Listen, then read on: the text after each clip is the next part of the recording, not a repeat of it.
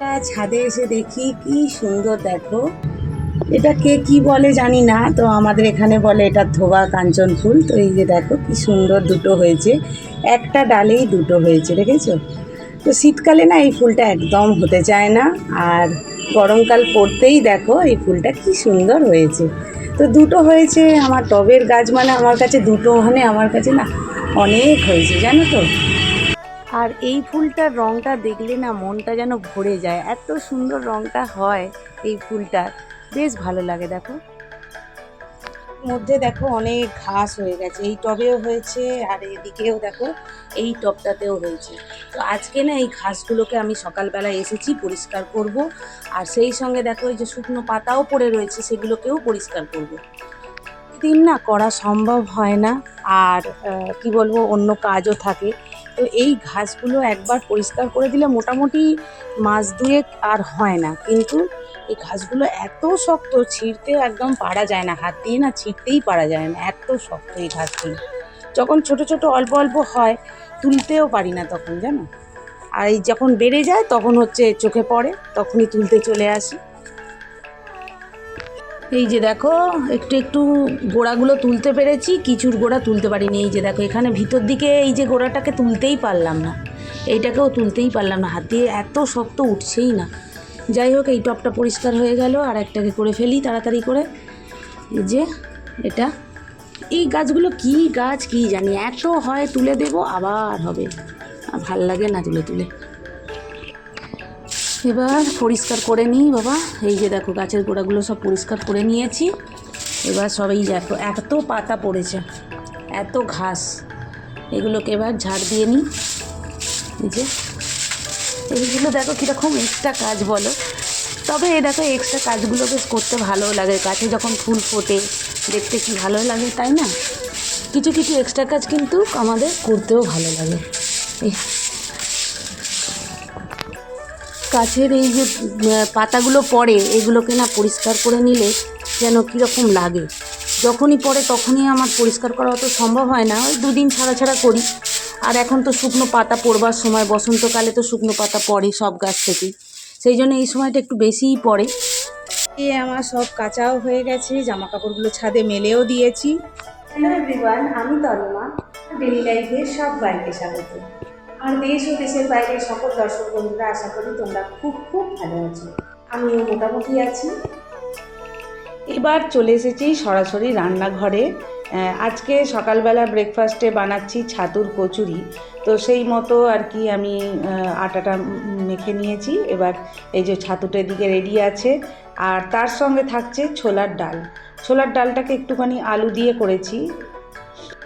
ছোলার ডালটা একদিকে হয়ে গেছে, তো সেটাকে আমি একদিকে বসিয়ে রেখেছি এরকম, মানে অল্প আঁচে বসিয়ে রেখেছি। আর সেই সঙ্গে আমি কি করছি, আগে কয়েকটা বেলে নিচ্ছি, তারপর কয়েকটা ভেজে নেব, আর তারপরে আবার কয়েকটাকে পুর ভরে রেডি করব, তারপর আবার যেগুলো বাকি থাকবে সেগুলোকে আর কি করব। তো আগে যেগুলো যারা আগে দরকার, যাদেরকে মানে আমার হাজব্যান্ডকে আগে দিতে হবে, কারণ ও দোকানে বেরিয়ে যাবে, তো ওর মতো আগে রেডি করে দিলাম, ওকে আগে দিয়ে দিলাম, তারপর হচ্ছে আমাদেরগুলোকে বানাবো। তো তারপর আমি পুজো টুজো করে নিয়েছিলাম, করে নিয়ে আমি চলে এসেছি দুপুরের রান্নাতে। তো আজকে দুপুরবেলা আমাদের রান্না হচ্ছে আর কি ফুলকপি আলু দিয়ে খিচুড়ি বানিয়েছি, আর হচ্ছে তার সঙ্গে থাকছে হচ্ছে কুমড়োর বড়া। আর এখানে আমি একটা বাঁধাকপির রেসিপি তোমাদের সঙ্গে আজকে শেয়ার করব।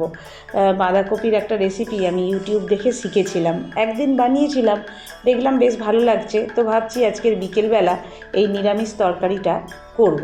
তো এদিকে খিচুড়ি হয়ে গেছে, আর এদিকে দেখো আমি হচ্ছে কুমড়োর বড়াগুলো ভেজে নিয়েছি, আর তার সঙ্গে থাকছে খিচুড়ির সঙ্গে থাকছে ডিম ভাজা। তো এটাই করে দুপুরবেলা খাওয়া দাওয়া করে নিয়েছিলাম, আর বিকেলবেলা চলে এসেছি ওই রেসিপিটা বানাতে।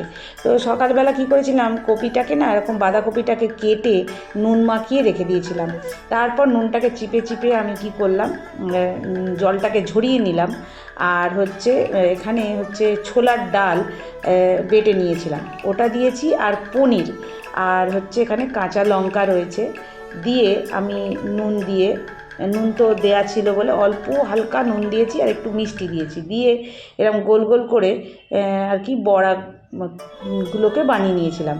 আর তারপরে এই বড়াগুলোকে একটা একটা করে আমি ছাঁকা তেলে আমি ভেজে নিয়েছি। আর বেশ হালকা হাতেই ভাজতে হবে, বেশি নাড়াচাড়া করলে কিন্তু হবে না, তাহলে কিন্তু বড়াগুলো ভেঙে যেতে পারে। এরকম বলের মতো করে নিয়েছিলাম, নিয়ে আর তাড়াতাড়ি করে একটা একটা করে উল্টে পাল্টে ভালো করে ভেজে নিয়েছিলাম। আর তারপরেই আমি কি করেছিলাম, আলুগুলোকে একটুখানি ফ্রাই করে নিয়েছিলাম। এই তরকারিটা বিকেলবেলা আমার মনে হলো অনেক দিন করা হয়নি, তো বলি আজকে করি। তো বলে আজকে বাঁধাকপিটা ছিল বেশ টাটকা, তো সেই জন্যই আজকে করছি। এখানে ফোড়ন হিসেবে দিয়েছিলাম শুকনো লঙ্কা, গোটা জিরে, হিং ফোড়ন দিয়েছিলাম, দিয়ে আর তেজপাতা তো দিয়েইছি, আর দিয়ে টমেটোটা দিয়ে ভালো করে নাড়াচাড়া করে মশলাটাকে একটু কষিয়ে নিয়ে আমি আলুগুলোকে তুলে দিয়েছিলাম, দিয়ে জল ঢেলে দিয়েছিলাম। জলটা দিয়ে একটু মানে ফুটে আলুটা যখন সেদ্ধ হয়ে যাবে, তখন এখানে ঘিয়েতে আমি একটু গরম মশলাটাকে গুলে রেখে দিয়েছিলাম, মানে ঘিয়েতে গরম মশলাটা দিয়ে আমি নাড়িয়ে রেখে দিয়েছিলাম, একটু মিশিয়ে নিয়ে ওর মধ্যে রেখে দিয়েছিলাম, ওটাই আর কি ওপর থেকে ছড়িয়ে দেব। আর হ্যাঁ, ওই যে মশলাটা আমি কষিয়েছিলাম, ওখানে কিন্তু একটুখানি অল্প টক দইও দিয়েছিলাম। ওই টক দইটা দিয়ে আমি ওর সঙ্গে আর কি মশলার সঙ্গে কষিয়ে নিয়েছিলাম। আর সবশেষে ওই যে গরম মশলাটা ঘিতে দিয়ে আর কি দিয়ে দিয়েছিলাম। তো একদম এই নিরামিষ বাঁধাকপির বড়া রেসিপিটা বেশ সুন্দর হয়েছিল। আজকের ভিডিওটা আমি এখানেই শেষ করছি। আমার নতুন বন্ধুদেরকে বলবো, যদি আমার এই ভিডিও তোমাদের ভালো লেগে থাকে অবশ্যই সাবস্ক্রাইব করে আমার পাশে থাকার জন্য। পুরনো বন্ধুরা, তোমাদেরকে অনেক অনেক ধন্যবাদ। তোমরা যদি না পাশে থাকতে আমি যতটা এসেছি এতটাও আসতে পারতাম না। আগামী দিনে আমাকে এগিয়ে নিয়ে যাওয়ার জন্য তোমাদের সাহায্য অনেক দরকার। আজকে আসি, আজ পর একটা নতুন ভিডিওর সঙ্গে। ততক্ষণের জন্য টাটা।